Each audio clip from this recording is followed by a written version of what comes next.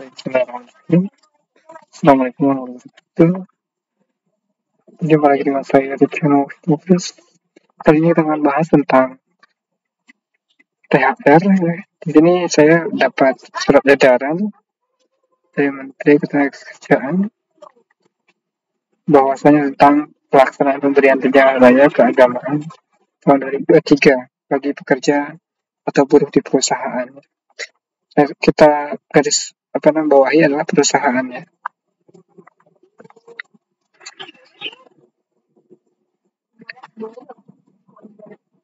Ini berdasarkan peraturan pemerintah nomor 36 tahun 2021 tentang pengupahan dan peraturan Menteri Ketenagakerjaan nomor 6 tahun 2016 tentang tunjangan hari raya keagamaan bagi pekerja buruh di perusahaan. Pemberian THR keagamaan merupakan kewajiban yang harus dilaksanakan oleh perusahaan kepada pekerja atau buruh. Dalam artian semua perusahaan wajib memberikan THR kepada karyawan atau buruh atau pekerjanya.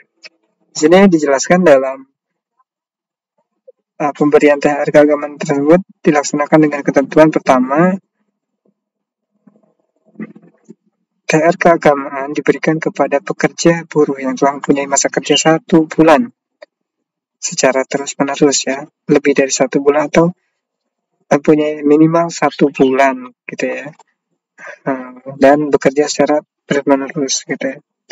Pekerja buruh yang punya hubungan kerja dengan pengusaha berdasarkan perjanjian kerja waktu tertentu atau waktu tidak tertentu gitu ya, pegawai kontrak ataupun pegawai tetap gitu ya.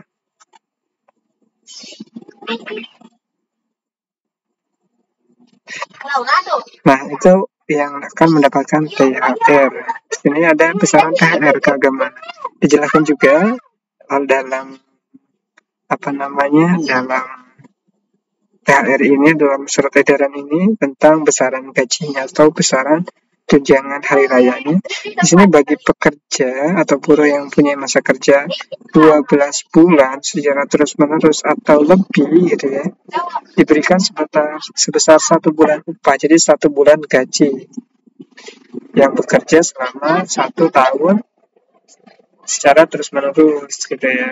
Oke, kita lanjut ke bagian keduanya. Bagi pekerja atau buruh mempunyai masa kerja yang baru atau yang mempunyai masa kerja 1 bulan secara terus-menerus tapi kurang dari 12 bulan ya, dalam artian baru ya 1 bulan gitu ya, atau enggak baru 2 bulan, 3 bulan gitu ya, diberikan secara proporsional sesuai dengan perhitungan masa kerja atau bulan dikali 1 bulan upah dibagi 12. Nah, teman-teman udah paham ya sampai sini? Nanti kita akan hitung gaji teman-teman di sini. Nah, di sini juga ada bagi pekerja atau buruh yang bekerja berdasarkan perjanjian kerja harian lepas ya. Upah 1 bulan dihitung sebagai berikut. Pertama, pekerja buruh yang telah mempunyai masa kerja 12 bulan. Nah, ini bagi pekerja yang harian lepas nih, pekerja harian ya. Tetap dia juga mendapatkan hak THR-nya. Di sini dijelaskan masa kerjanya 12 bulan atau lebih, upah 1 bulan dihitung berdasarkan rata-rata upah yang diterima dalam 12 bulan terakhir sebelum hari raya keagamaan. Jadi rata-rata gaji. Jadi kan ini buruh harian ya. Buruh harian kan ada kerja harian tuh. Nah, ada 1 bulan itu kan kadang-kadang kita juga tidak bisa memprediksinya ya. Kadang-kadang 1 bulan itu dapat 3 juta, 1 bulan itu dapat 4 juta, dan seterusnya tergantung dari banyaknya target biasanya. Nah, itu bisa mendapatkan upah selama 1 kali gaji gitu, 1 kali upah dengan dihitung dari 12 dihitung dulu tuh selama 12 bulan itu berapa gaji rata-rata yang dia dapatkan per bulannya gitu. Nah, THR-nya itu THR dari rata-rata pendapatan setiap bulannya itu yang dihitung dari 12 bulan tadi gitu ya. Oke, kita lanjut ke bagian keduanya. Pekerja atau buruh punya masa kerja kurang dari 12 bulan, upah 1 bulan dihitung berdasarkan rata-rata upah yang diterima tiap bulan selama masa kerja. Nah, jadi ini kurang dari 12 bulan pun dia mendapatkan Pekerja buruh yang punya masa kerja 12 bulan, upah 1 bulan nih. Jadi dia mendapatkan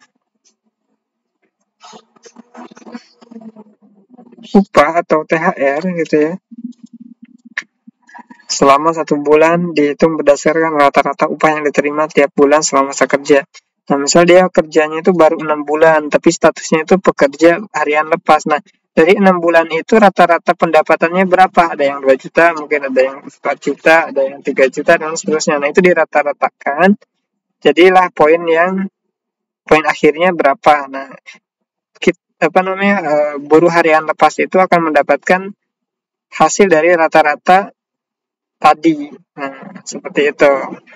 Oke. Nah, ini yang belum 1 tahun gitu ya.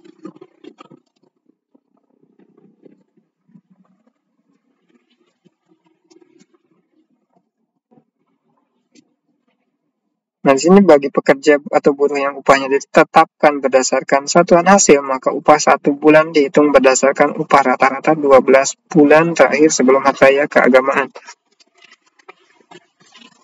Sama halnya dengan buruh harian targetan gitu ya. Jadi, misalnya buruh berdasarkan hasil, misal borongan gitu ya. Kayak pegawai kontraktor biasanya gitu kan, itu target gitu kan, itu hasil, jadi hitungnya berdasarkan hasil. Salah satu contohnya di perusahaan konveksi biasanya kan itu pembuatan celana itu kalau di konveksi itu rata-rata dia target nih dibayarnya sesuai dengan hasil dari pembuatan atau hasil dari hasil dari produk yang dia buat. Nah, itu misal si Hidayat ini setiap bulannya dia berhasil membuat 100 celana gitu. Ada juga tiap bulan berikutnya 150, bulan berikutnya 200 dan seterusnya. Nah, itu kan gajinya itu dihitung dari besaran banyaknya celana yang dihasilkan. Nah, ini poin nomor 4. Nah, bagaimana cara menghitung THR untuk pegawai yang yang berdasarkan hasil gitu ya, atau borongan gitu ya.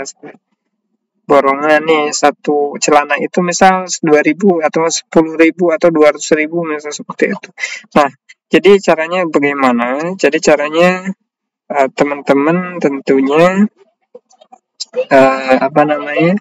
teman-teman menghitung dari hasil tiap bulannya. Misal tadi tiap bulan itu pegawai konveksi itu misal dia berhasil mendapatkan gaji setiap bulannya anggap 3 juta gitu. Ada juga 3.500.000, 3.200.000 dan seterusnya di angka 3 juta. Maka rata-ratanya berapa gitu ya. Nah, dia berhak mendapatkan 1 bulan gaji dari nilai rata-rata tersebut. Misal rata-rata 3 juta, berarti dia berhak mendapatkan gaji dari nilainya tadi, berarti 3 juta gitu ya.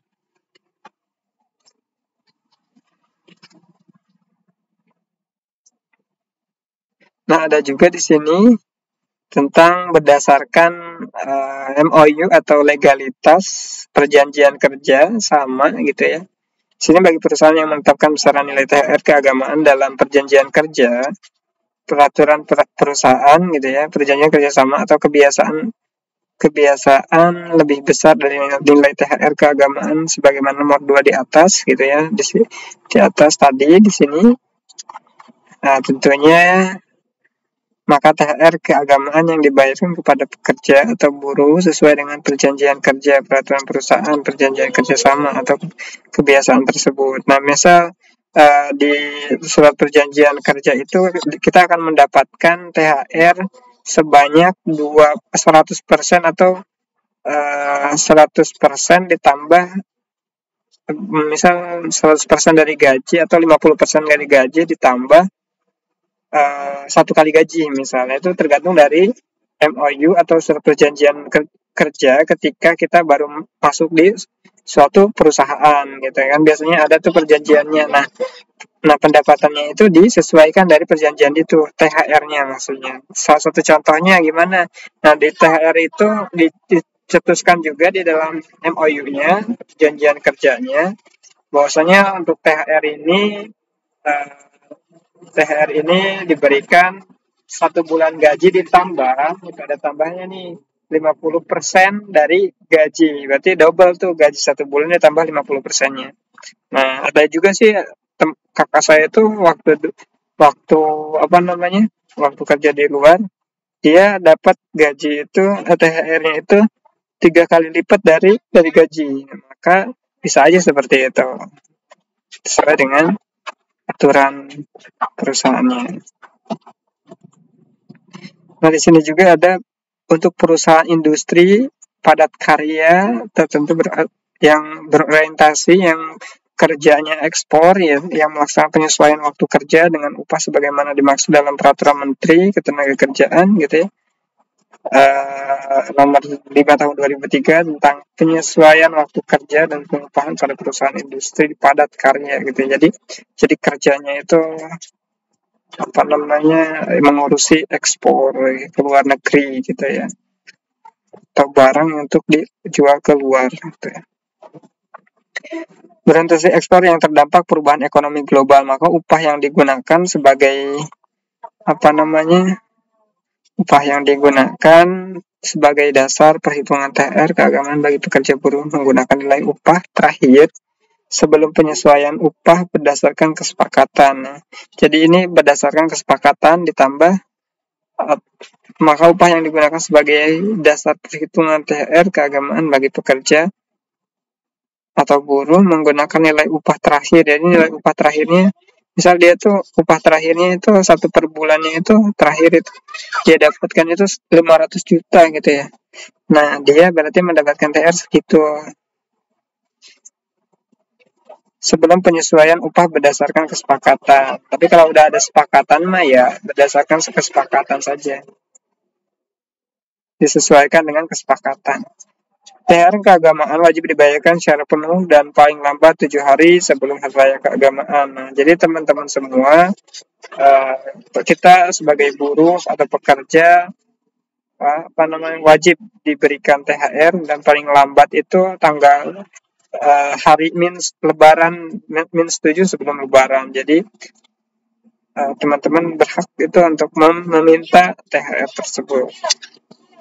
Oke, dalam rangka memastikan pelaksanaan pembayaran THR keagamaan tahun 2023 perlu dilakukan langkah-langkah sebagai berikut. Pertama, mengupayakan agar perusahaan di wilayah saudara-saudara atau teman-teman semua sesuai dengan ketentuan peraturan perundang-undangan, dibayarkan sesuai dengan aturan gitu. Jangan sampai semena-mena dikasih THR cuman baju doang, dikasih THR jangan sampai dikasih celana doang gitu ya. Nah, itu dia. Kita harus bisa. Terus kedua, menghimbau perusahaan agar membayar THR keagamaan lebih awal sebelum jatuh tempo kewajiban membayar THR gitu ya. Ini saking sayangnya ya terhadap buruh ya, kita diberikan leluasa untuk meminta atau enggak untuk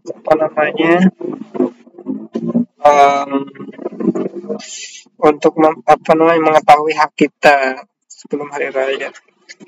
Di sini untuk mengantisipasi timbulnya keluhan gitu ya dalam pelaksanaan pembayaran THR keagamaan, masing-masing wilayah di provinsi dan kabupaten kota membentuk pos komando satuan tugas ketenagakerjaan, pelayanan, konsultasi, dan penegakan hukum tunjangan hari raya keagamaan tahun 2023 yang terintegrasi melalui website http poskathr.kemenaker.go.id. Jadi teman-teman, ketika memang teman-teman punya keluhan terkait THR ini, maka teman-teman bisa tuh minta bantuan ke Dinas Ketenagakerjaan melalui HTTP ini, melalui link atau laman http://posko.thr.kemenaker.go.id. Jadi teman-teman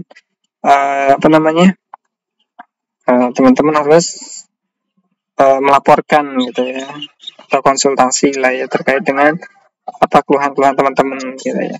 Berkenaan dengan hal tersebut, diminta bantuan saudara-saudara untuk menyampaikan surat edaran ini kepada Bupati Wali Kota pemangku kepentingan terkait wilayah saudara-saudari. Demikian edaran ini.